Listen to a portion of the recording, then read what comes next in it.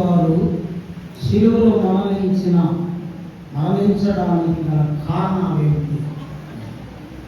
మనకు తెలుసు అందరికీ, పాపం నుండి విడిపించబడటానికి యేసు ప్రభు శిలువ మరణం పొందాడు అని తెలుసు మనందరికీ. ఇంకా ఏమైనా కొన్ని విషయాలు మనం ధ్యానిస్తాం.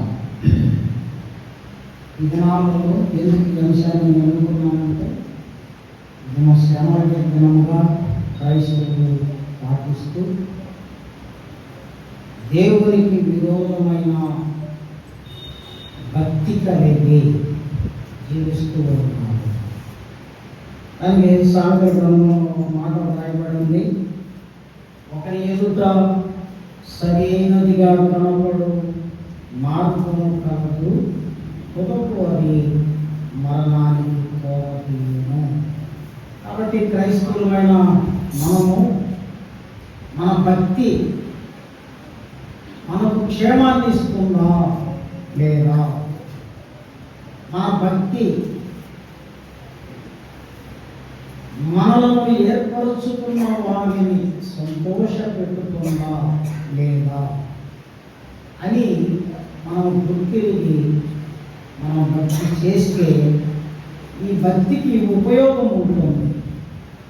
లేకుండా క్రైస్తవులుగా మనం కొనసాగుతూ ఆ భక్తి యొక్క శక్తిని అర్థం చేసుకోలేకపోతే దానివలన ఉపయోగం ఉండదు అని బైబిల్ స్పష్టంగా తెలియపరుస్తుంది. ఈ దినాలలో దుర్బోధ విస్తరిస్తూ ఉంది. దుర్బోధ విస్తరిస్తున్న కాలంలో మనం ఉన్నాం.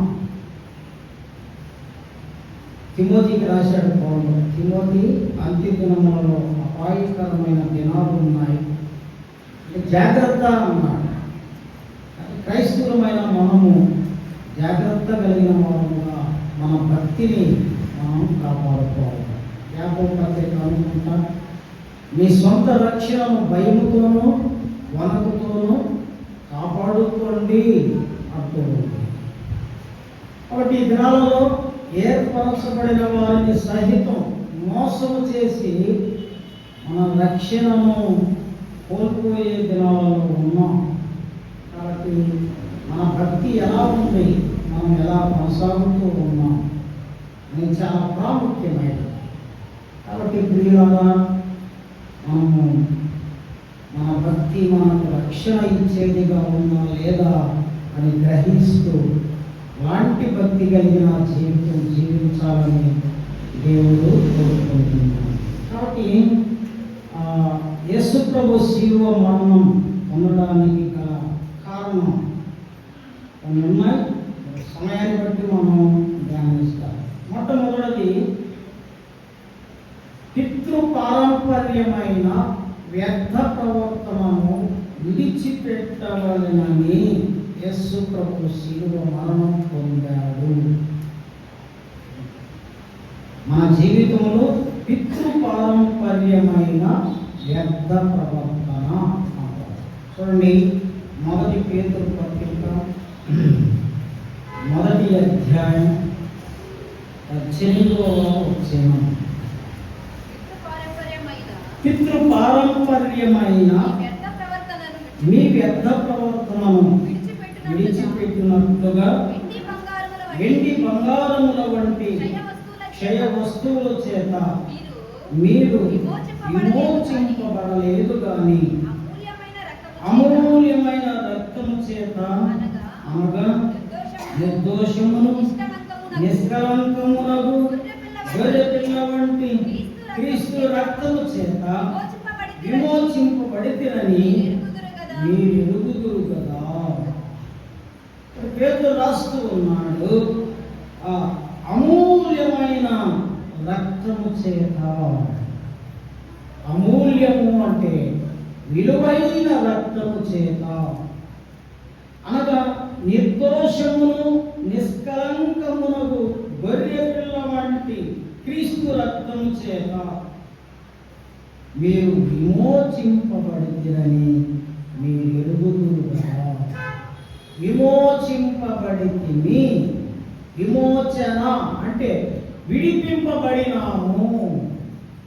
విడిపింపబడినాము. ఒకానొకప్పుడు క్రీస్తును ఎరగక మునుపు కొన్ని కట్లు కట్టుకొని ఉన్నాం, కొన్ని ఆచారాలు, కొన్ని అలవాట్లు కలిగి ఉన్నాం. అయితే ఈ విలువైన రక్తము చేత కడగబడిన మనము ఈ ఆచారాలు, అలవాట్లు పోయినాయా? అవి మనకెప్పుడు ప్రతిష్ఠిస్తాయంటే ఇల్లు కట్టుకుంటున్నప్పుడు, పెళ్లిళ్ళు చేస్తున్నప్పుడు, కొన్ని సందర్భాలలో ఈ పితృపారంపర్యమైన వ్యర్థ ప్రవర్తన ప్రతిష్ఠిస్తూ ఉంటుంది. క్రైస్తవులుగా ఉంటూ కూడా అన్ని ఆచారాలు చేస్తూ ఉంటాము. కాబట్టి క్రీస్తును నమ్మిన మనము అన్ని ఆచారాలు చేయడానికి యేసు ప్రభు శిలువ మరణం పొందలేదు, కానీ మనము క్రీస్తు రక్తంలో కడగబడడానికి కారణం ఈ వ్యర్థ ప్రవర్తనను విడిచిపెట్టాలి అంటారు. ఈ ప్రవర్తన అంతా వ్యర్థము అంటారు. వ్యర్థము అంటే ఈ వ్యర్థ ప్రవర్తన క్రైస్తవులకు కూడా జ్వరపడిపోయింది. పెళ్ళిళ్ళు చేస్తున్నప్పుడు ఆ వ్యర్థ ప్రవర్తన, కొంతమంది నలుగురు పెట్టడం, పసుపు దంచడం, కొన్ని ఇల్లులు పెట్టేటప్పుడు ఒకప్పుడు మనం చేసామవన్నీ, మనకు కట్లు కట్టుకున్నాం, గాయాలు అయినాయి. అయితే యేసు ప్రభు రక్తంలో మనం విమోచింపబడినాము. ఇక అవి చేయకూడదు. ఇంకా మనకు తెలియని ఇంకా ఏమైనా అపవిశ్వాసం, అపనమ్మకం ఇట్లాంటివి ఉంటే వాటి నుండి మనం విడిపింపబడాలని దేవుడు కోరుకుంటూ ఉంటున్నాడు. కాబట్టి ఈ వ్యర్థ ప్రవర్తన లెంట్ డేస్లో ఆచరించడం కూడా వ్యర్థ ప్రవర్తనే. మీరు చేయాలనుకుంటాను. చాలా సంఘాలు ఈ రోజుల్లో చేస్తూ ఉన్నారు. లెంట్ శ్రమల దినాలు. ఎవరికి శ్రమ? ఎవరికి శ్రమ? యేసు ప్రభువుకు శ్రమ అంటే ఇప్పుడే శ్రమ పొందాడా? ఈ 40 దినాలలోనే శ్రమ పొందినాడా? ఆయన పుట్టినప్పటి నుంచి శ్రమలే. పుట్టినప్పటి నుంచి శ్రమలే. ఆయన జీవితం అంతా చచ్చిపోయి తిరిగి లేచిన దాకా శ్రమలు. కాబట్టి మన భక్తి ఆయన చనిపోయాడని వచ్చి దాన్ని ఏడుస్తూ మోహం దివాలు వేసుకొని, యేసు ప్రభు వచ్చాడు, మన మరణాన్ని కొట్టేశాడు, ఇక దుఃఖం అవసరం లేదు. కాబట్టి ఈ శ్రమ దినాలు ఆచరిస్తున్న వారికి ఇది ఒక పాఠం. కాబట్టి క్రీస్తు మన కొరకు మరణించడానికి గల కారణం ఇది ఒక పితృపారంపర్యమైన వ్యర్థ ప్రవర్తనను విడిచిపెట్టాలి. ఇంకా ఏమైనా నేను చెప్పనివి ఉంటే వాటన్నిటి నుండి విడిపింపబడాలి. మనం యేసు ప్రభు శిలువ వేయబడిన యేసు ప్రభు నందే విశ్వాసం ఉంచాలి. ఆ విశ్వాసమే మనల్ని బ్రతికిస్తుంది. ఆ విశ్వాసమే మనల్ని సరైన రీతిలో భద్రపరుస్తూ ఉంది. ఒక రెఫరెన్స్ మనం తీతు పత్రిక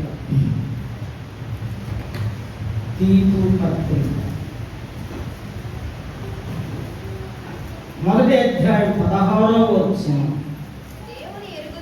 దేవుని ఎరుగుదమని వారు చెప్పుకుంటారు కానీ అసహ్యులను, అవిధేయులను, ప్రతి సత్కార్యము విషయము భ్రష్టులమై ఉండి తమ క్రియల వలన ఆయనను ఎరుగము అన్నట్టు ఉన్నారు. దేవుని ఎరుగుదుము అని చెప్పుకుందురు, మేము క్రైస్తవులము అని చెప్పుకుందురు,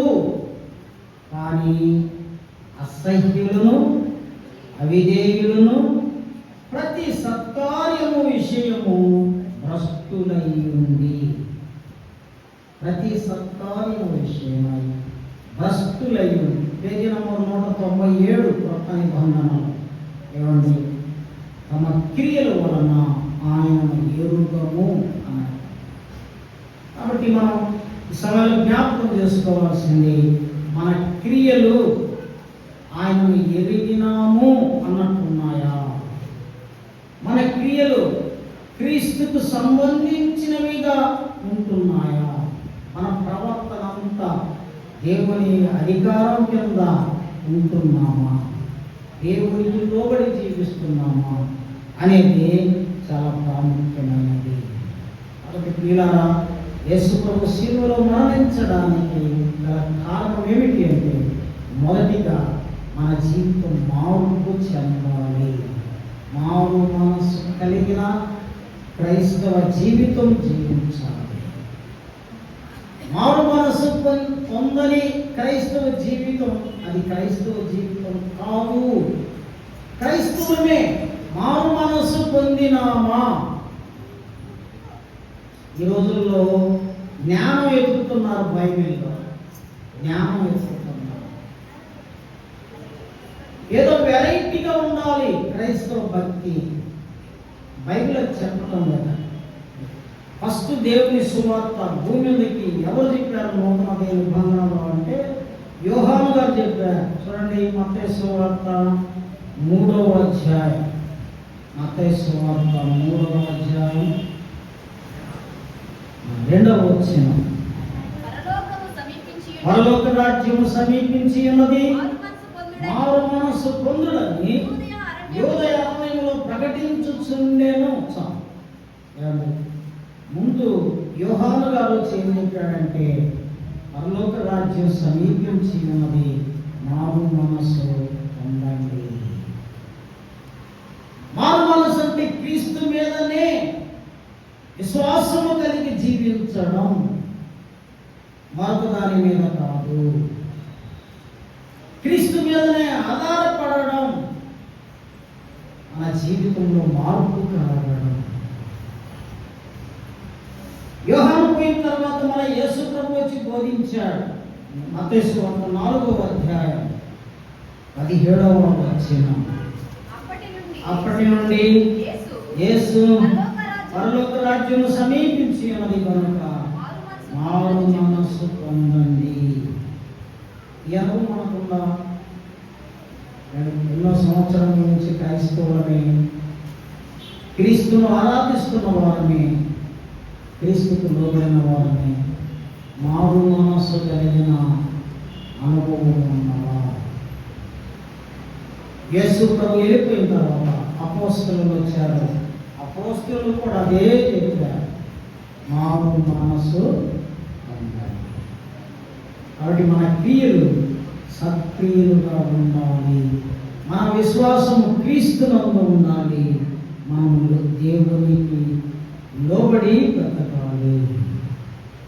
కాబట్టి యేసు ప్రభు శిలువలో మరణించడానికి గల కారణం పితృ పారంపర్యమైన వ్యర్థ ప్రవర్తన విడిచిపెట్టాలి. రెండవ, ప్రస్తుతపు దుష్టకాలములో నుండి విడిపించడానికి యేసు ప్రభు శిలువ మరణం పొందాడు. ప్రస్తుతపు దుష్టకాలం ఏంటి? ప్రస్తుతపు దుష్టకాలము అంటే ఈ దినాలలో అంత్యదినము, అంత్యదినములు అపాయకరమైన దినాలు. చూద్దామా? తిమోతికి రాసిన 2వ పత్రిక 3వ అధ్యాయం 2వ వచనం. ఏలయనగా మనుషులు స్వార్థ ప్రియులు, ధనాపేక్షలు, బింకముల వాడు, అహంకారులు, దూషకులు, తల్లిదండ్రులకు అవిధేయులు, కృతజ్ఞత లేనివారు, అపవిత్రులు, అనురాగరహితులు, అతిద్వేషులు, అపవాదకులు, అజితేంద్రియులు, క్రూరులు, సజ్జన ద్వేషులు, ద్రోహులు, మూర్ఖులు, గర్వాంధులు, దేవుని కంటే సుఖానుభవం ఎక్కువగా ప్రేమించువారు పైకి భక్తి కలిగి వారి వలె ఉండి దాని శక్తిని ఆశ్రయించని వారునై ఉందురు. ఇట్టి వారికి విముఖులమై ఉండుము. ఎవరున్నారు వీళ్ళు? వీళ్ళు బయట కాదు, వీళ్ళు సంఘములోనే ఉన్నవారే, వీళ్ళు క్రైస్తవులే. పైకి భక్తి గల వారి వలె ఉండి, పైకి భక్తి కలిగిన వారు ఎంత భక్తి పనులను వీళ్ళు అని అనుకుంటాం. సముద్రంలో రాయి తెచ్చాడంట వాడు. ఇది ఎన్ని సంవత్సరాలు సముద్రంలో ఉన్నది, ఎన్ని నీళ్లు దాగి ఉంటుంది అని పగలగొట్టాడు. పగలగొట్టే ఒక్క డ్రాప్ వాటర్. అలాగే మనం కూడా అనుకుంటాం, ఏమండి క్రైస్తవ భక్తి చాలా భక్తి పనులు అనుకుంటాం. ఏమండి పైకి భక్తి కలిగిన వారుగా ఉంటూ ఆ దాని యొక్క శక్తిని ఆశ్రయించని వారునై ఉన్నారు. కాబట్టి ఇలాంటి క్రైస్తవ జీవితం మనకు క్షేమకరం కాదు, క్షేమకరం కాదు.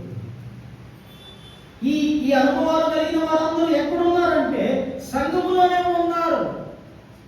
బయట వారి గురించి బయట మాట్లాడడం లేదు. సంఘములో ఉన్నవారే స్వార్థ ప్రియులు, ధనాపేక్ష కలిగిన వారు, వెంకములాడు. ధనాపేక్ష ఎవరికి లేదండి?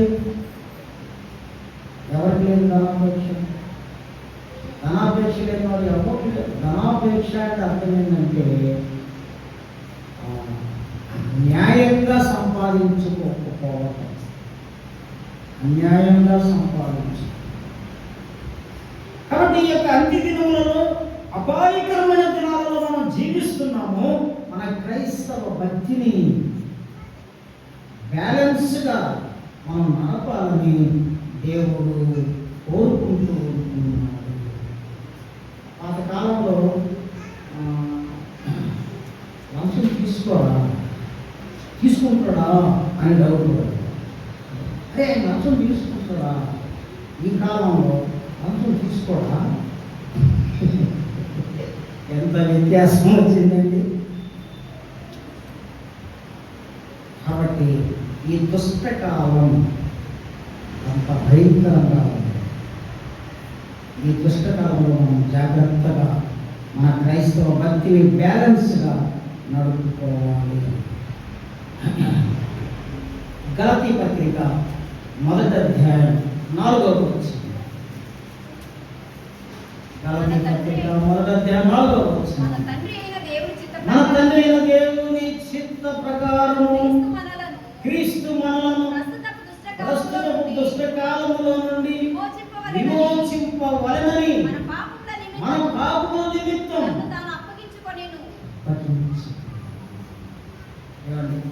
క్రీస్తు మనలను ప్రస్తుతపు దుష్టకాలముల నుండి విమోచించాలని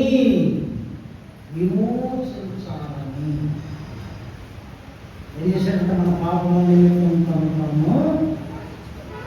ఆయన శిలువ మరణానికి తనకే ఇష్టం వచ్చినట్లు ఆయనే అప్పగించుతున్నాడు. ఎవరో శిలువ వేయలే, ఆయనే అప్పగించుకున్నాడు. ప్రస్తుతం దుష్టకాలం ఎలా ఉంది అంటే దుర్బోధ. ఏం బోధ? ఎవరంటే వాళ్ళని వేదిక మీదకి ఎక్కికూడదండి. ఎవరంటే వాళ్ళకి ఎక్కిస్తే వాళ్ళు బోధ దుర్బోధగా ఉంటుంది. ఈ రోజుల్లో దుర్బోధ ఎక్కువగా ఉంది. దుర్బోధ బోధించే వాళ్ళు కూడా సంఘంలో ప్రవేశించారు. సంఘంలో ప్రవేశించారు. వీళ్ళకి మనం వందనాలు కూడా చెప్పకూడదని బైబిల్ చెప్తాం. మనము భక్తిలో సక్రంగా ఉంటే దుర్బోధ బోధించే వాళ్ళని కనుక్కుంటాం. వాళ్ళని కనుక్కోలేకపోతున్నాము అంటే మన భక్తి కరెక్ట్ అయింది కాదు అని. దుర్బోధ బోధించే వారిని మనం గ్రహించలేకపోతే, మనం అర్థం చేసుకోలేకపోతే ఏమండి మన భక్తి కరెక్ట్గా లేదు అని అర్థం. వాళ్ళు ఎక్కడ వస్తారంట? గొర్రె చర్మాలు వేసుకొని తోడేలు స్వభావం కలిగి వస్తారని బైబిల్ బహు స్పష్టముగా తెలియపరుస్తుంది. గురుబోధ. చూడండి, యోహాను పత్రిక 3వ పత్రికలో అంటున్న మాట.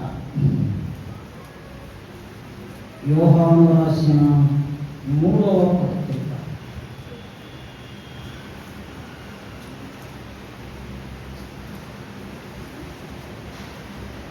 యోహాను రాసిన 2వ పత్రిక 10వ వచనం. ఎవడైనను ఈ బోధను తేక మీ యొద్దకు వచ్చిన ఎడల వారిని మీ ఇంట చేర్చుకొనవద్దు, శుభమని వారితో చెప్పవద్దు. శుభమని వారితో చెప్పువాడు వారి స్త్రీలలో వాడివాడును. విపరీతమైన బోధకులు అయిపోయారు. ఏదో 4 మాటలు చెప్పి స్టేజీ మీద బాగా చెప్పాలో అనిపించుకోవడానికి వస్తున్నారు. అది ఒక విశ్వాసికి క్షేమకరమైన బోధ కాదు. కాబట్టి వాడికి ఏం చేయాలంట? ఎవడైనా ఈ బోధన తేక మరి ఒక బోధ తెచ్చిన ఎడల వారిని మీ ఇంట చేర్చుకొనవద్దు. మొహమాటమే అవసరం లేదు. మొహమాటం లేదు. ఆ రెండోది ఏం చేయాలంట? వందనాలు కూడా శుభమని కూడా చెప్పకూడదు.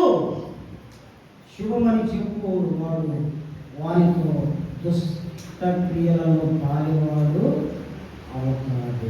మనవాడైనా కూడా నా బామర్ది యెహోవా సాక్షి, మా భార్య వాళ్ళు హిందువులుగా ఉన్నారు. వాళ్ళు యెహోవా సాక్షులను నమ్మారు. కొత్తగా నాకు పెళ్ళైన తర్వాత అంతా ఏదేదో చెప్తాడు, ప్రశ్నించమంటాడు. వాళ్ళ దగ్గర చేసుకుపోయిన ప్రశ్నించమంటాడు. వాళ్ళ పెద్ద నేను నీ క్రియలు ఎలా ఉన్నాయి అని ప్రశ్నించు. సినిమాలు చూడవచ్చు అన్నాడు. దుర్బోధ. ఇంకా ఎక్కువ మాట్లాడాల్సిన అవసరం లేదు. వాళ్ళు ఏం చేస్తారంటే ముందు మనం ప్రశ్నించమంటారు. మనం ప్రశ్నిస్తే దానికి ఆన్సర్ చెప్తారు. అది కూడా కరెక్ట్గా చెప్పరు. సరే, ఏది సరైన బోధ మనకి ఎలా అర్థమయ్యేది? గలతీ పత్రిక 1వ అధ్యాయం. గలతీ పత్రిక 1వ అధ్యాయం 8వ వచనం.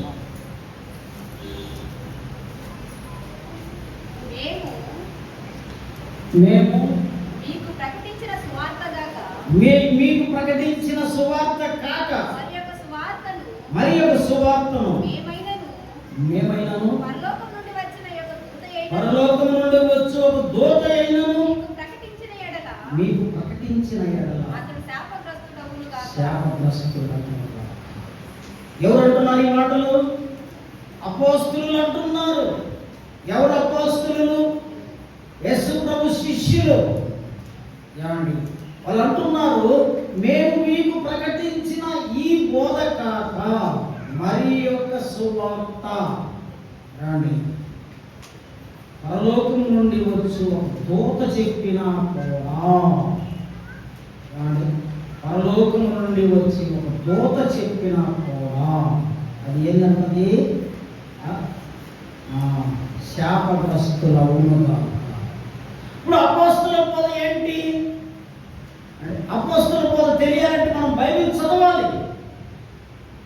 బైబిల్ చదవకుండా అపోస్తల బోధ మనం గ్రహించలేము. అపోస్తలుల బోధ యేసు ప్రభు జనన మరణ పునరుద్ధానములు ఆయన రాకడ. అంతే. యేసు ప్రభు జననం, యేసు ప్రభు మరణం, యేసు ప్రభు పునరుద్ధానం, యేసు ప్రభు రాకడ. ఈ బోధ కాక మరొక బోధ ఎవరు తెచ్చినా వాళ్ళు శాపగ్రస్తులు అవుతారు. కాబట్టి ప్రస్తుత దుష్ట లోకములో మనం జీవిస్తూ ఉన్నాం. ప్రతి ఒక్కరూ ఏదో ఒక బోధ తీసుకొస్తున్నారు.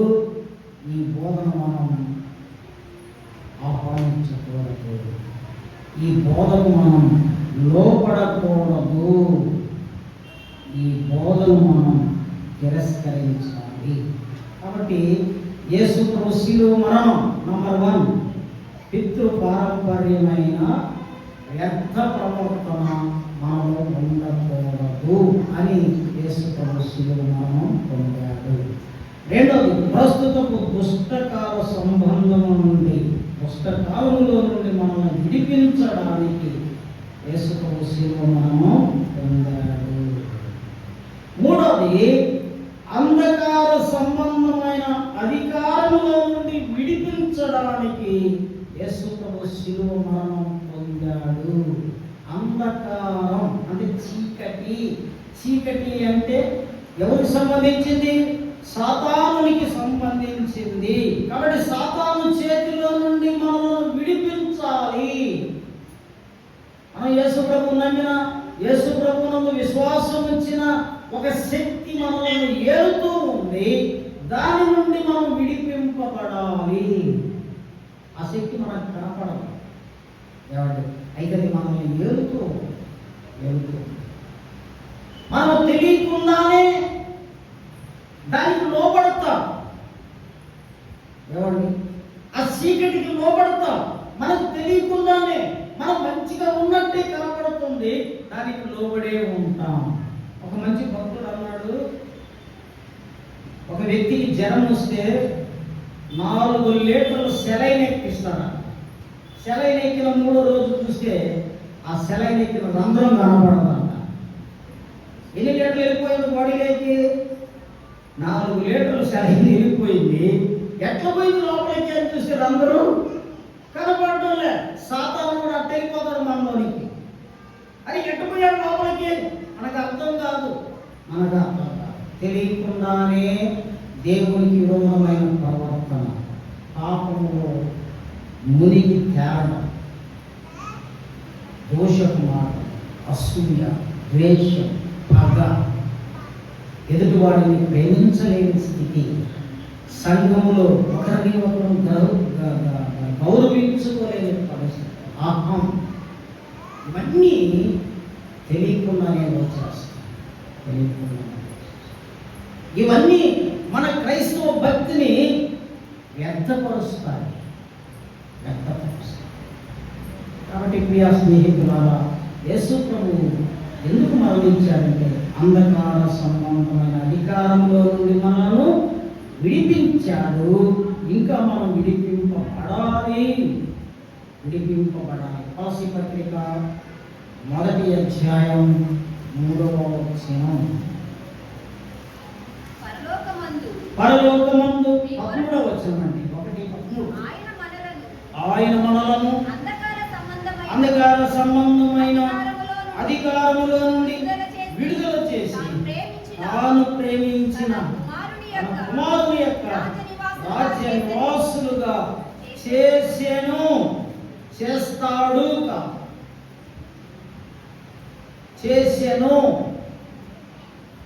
మనం అయిపోయినాం, పరలోక పౌరులం అయిపోయినాం. ఆయన మనలను అంధకార సంబంధమైన అధికారంలో నుండి విడుదల చేసి తాను ప్రేమించిన తన కుమారుని యొక్క రాజ్య నివాసులుగా చేసెను.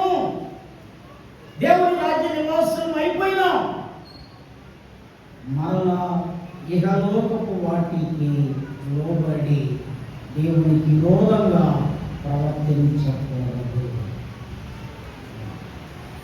దేవుని యందు భయభక్తులు కలిగి మన క్రైస్తవ జీవితాన్ని జాగ్రత్తగా కాపాడుకోవాలని దేవుడు తెలియపరుస్తున్నాడు. చూడండి, 2వ కొరింథీ పత్రిక 4వ అధ్యాయం 4వ వచనం.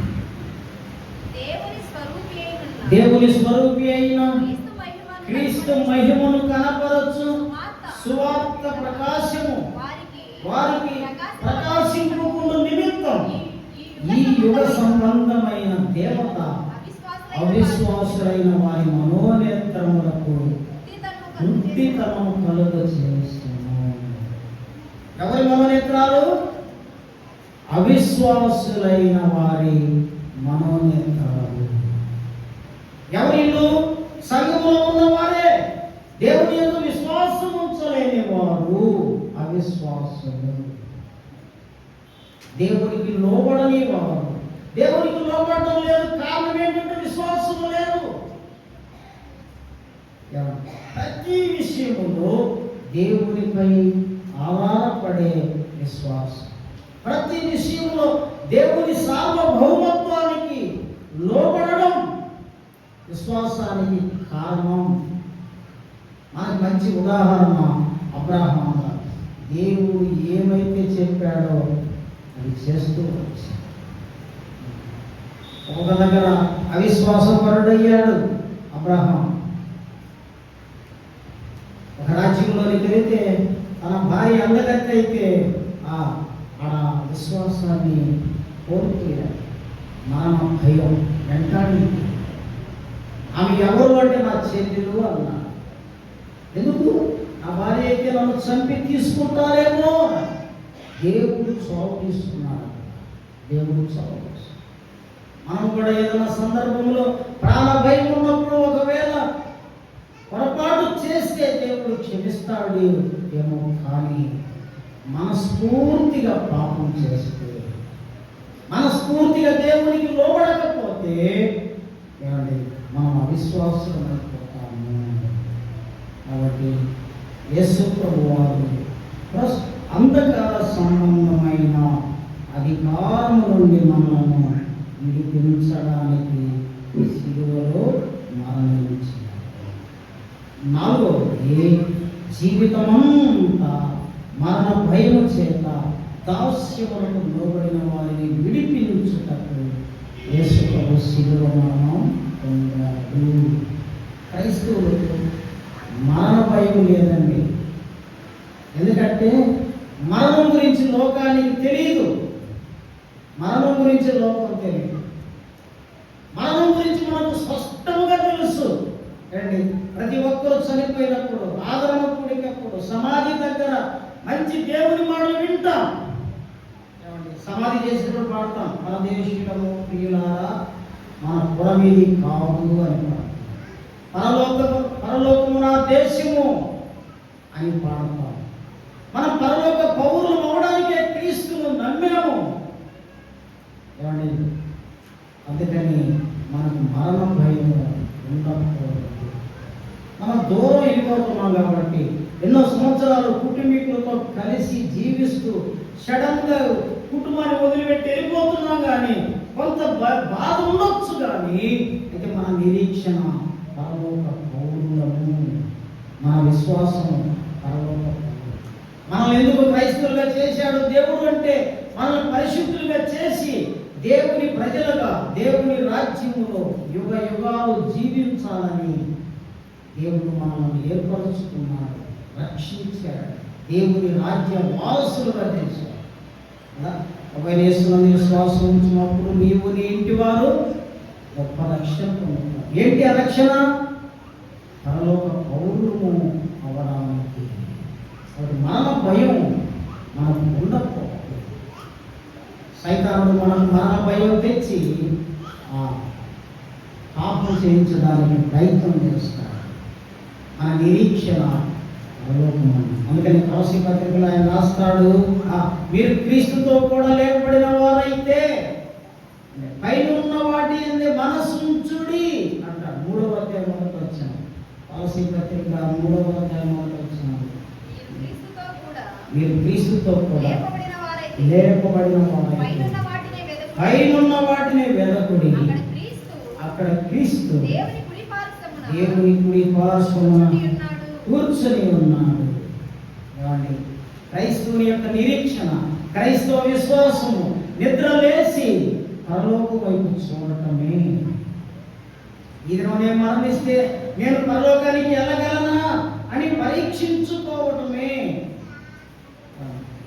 లోకంలో ఏమి దాచుకున్నాం, ఏమి దోచుకున్నాం, ఏమి చేద్దాం, ఏమి మాట్లాడదాం, ఎలా ప్రవర్తిద్దాం, ఇహలోక సంబంధమని కాదు. ఏమండి, మనం సంపూర్ణంగా మారి పరలోక పౌరులం కావాలని దేవుడు ఇష్టపడుతున్నాడు. పత్రిక 6వ అధ్యాయం 23వ వచనం. ఏలయనగా పాపము వలన వచ్చు జీతము మరణము. అయితే దేవుని కృపావరం మన ప్రభువైన క్రీస్తు యేసునందు నిత్య జీవం. ఇవన్నీ ఈ మాటలు ఎప్పుడు పలుకుతానే ఉంటాయి. సువార్త చెప్తా ఉంటే ఇదే చెప్తాం. పాపము వలన వచ్చు జీతము. అయితే పాపము నుండి విడిపించబడిన క్రైస్తవులమైనటువంటి అర్థం ఏంటంటే పాపము నుండి విడిపించబడిన యేసు క్రీస్తునందు నిత్య జీవము, ఎల్లప్పుడూ బ్రతికి ఉంటాము. యేసు ప్రభు సమాధిలో నుండి తిరిగి లేచి ఆయన వెళ్ళిపోతూ ఏమన్నాడు? నా తండ్రి వెంట అనేకమైన నివాసములు కలవు, లేకపోతే నేను చెప్తాను. చెప్పలేదు, ఇంకా చెప్పలే. అనేకమైన నివాసములు అంటే ఒక కలెక్టర్ బంగ్లా ఎంత ఉందో అనుకుంటున్నాను. ఇంకొక ఇంజనీర్ చెప్పాడు, లెక్కలేసి పరలోకాన్ని లెక్కేసి ప్రకటన గ్రంథంలో కొలతలు ఉన్నాయి. ఆ కొలతలు లెక్కేసి ఒక్కొక్కడికి ఒక మండలం అనుకుంటున్నారు. ఆ రాజ్య వారసులు కావడానికి మనం వేగిరపడాలి, మనం ప్రయాసపడాలి, మనం సక్రియులు కలిగి ఉండాలి, మన దేవుని యందు విశ్వాసం ఉంచాలి.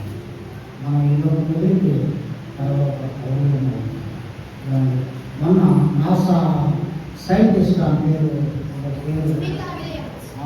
ఆయన అన్నదంట, భూమిలోకి వచ్చి అతి త్వరలో భూమి నాశనం కాబోతుంది అని స్టేట్మెంట్ ఇచ్చింది.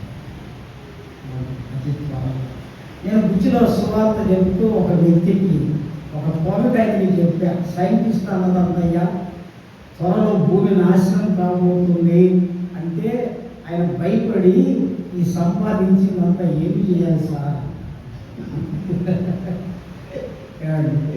సరే మాకు ఇవ్వయ్యా డబ్బులు, నువ్వు పరలోకంలో దాచుకుంటావు అంటే ఆయన అన్నాడు 2000 3000 అయితే ఇస్తాం సార్, మూటలు ఆడించాం సార్ అంటే తన ఆలోచన అంతా భూమి మీదనే ఉంది. ప్రియా స్నేహితులారా, మీ క్రైస్తవ జీవితం భూమి మీద పరలోకం. ఏ దినం ఈ భూమి మీద మనం వదులుతామో తెలియదు. ఏ క్షణము మనం ఎప్పుడు మానవుడిని కౌగిలించుకుంటుందో తెలియదు. అయితే మన భక్తి, మన విశ్వాసం, మన నిరీక్షణ, మన సత్క్రియలు మనం పరలోక పౌరులను అవుతామనే నిరీక్షణ ఉందా? దృఢమైన నిరీక్షణ ఆలోచించు. ఇంకా పైకి భక్తి కలిగి ఉన్నావా? ఆ భక్తి నీ భక్తికి కావలసిన శక్తిని ఇవ్వదేమో. ఈ బోధంతా ఎన్నో సంవత్సరాల నుంచి వింటున్నాం, సంఘంలో ఐక్యంగా ఉంటున్నాం. ఒకవేళ క్రీస్తు రాకపోతే ఇట్లాగనే సంఘమంతా పరలోకంలో ఉండగలరా? ఆలోచిద్దాం, అలా చేద్దాం. దేవుని వాక్యాన్ని దీవించుకుందాం.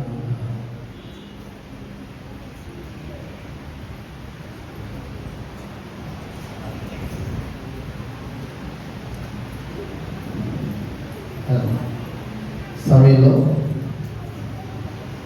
ఇంతవరకు నేను వాక్యాన్ని అందించిన క్రియలు సేవలు ప్రసాద్ గారికి వందనాలు చేస్తున్నాం సంఘం నుండి. అలాగే చెప్పిన మాటలు మన హృదయాల్లో ఉంచుకొని దేవుడు మనకు అనుగ్రహిస్తున్న తన విలువలను కృపలను మన గ్రహింపులోకి తెచ్చుకొని ఆ రీతిగా మనందరం కూడా దేవునికి విలువైన వారిగా ఈ లోకము అంతరించకముందే, లేక మన ప్రాణము మనం విడవకముందే అనేక దేవుని నిత్య రక్షకుడిని మనం కలిగి మనం ప్రభువునందు నిలిచి ఉండాలనేది దేవుని ఆశ. కనుక ప్రియమైన వాళ్ళగా అటు నిరీక్షణను మనము నిరీక్షించి ప్రభువునందు సిద్ధపడాల్సిందిగా చెబుతున్న మాట మీద విశ్వాసం ఉంచి ముందుకు సాగుదాం. ఈ సమయంలో మనందరము కూడా ఏకీవించినట్లయితే వచ్చిన పల్లలు పాడుతూ అప్పుడైన ప్రార్థన ఆశీర్వదించుకుంటూ ముగించుకుందాం. మనకింత వరకు సహాయపడి తాన పగి మనకై మనకింతవరకు సహాయపడి తానప్పగించుకొని మనకై మనలా నడిపెను సుఖముగను మనలా నడిపెను సుఖముగను తనదు సాధ్యము నేర్పించి కను పాపగా కాచె తనదు సాధ్యము నేర్పించి కను పాపగా కాచె స్తోత్రించి కీర్తింతుము గణపరచెదము కొనియాడెదము ఆదరించి కాపాడువాడు యేసువాడు ఆదరించి కాపాడువాడు యేసువాడు స్తోత్రించి కీర్తింతుము ప్రార్థన మధ్యలో ఉన్న పెద్దలు తాతయ్య ప్రార్థన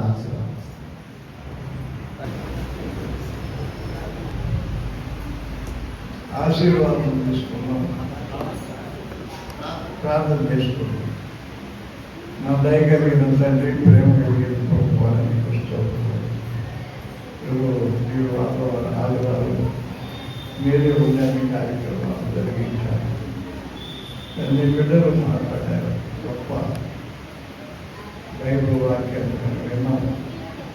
తండ్రి మేము ఎంత ధన్యులు. ఈ దైవంలో మేమందరూ తన సంబంధమైన ఆశీర్వాదం ప్రవేశించారు. మరి మీ దాసుడు కొన్ని ప్రకటనలు చేశాడు. మరి మరి బాప్తిస్మాలు తీసుకోవాలి అనారోగ్యంతో పొందుతున్నాం. అందరూ ప్రార్థిస్తున్నాం. వారికి ఆరోగ్యం బాప్తిస్మం తీసుకోవచ్చినప్పుడు ఇంకా లేట్ అయితే అందరూ బాప్తిస్మం తీసుకొని మీరు సహాయం చేస్తే ఆ దేవాలయాన్ని బిడ్డలందరినీ జీవించండి. ఆ తల్లిని కృష్ణుడు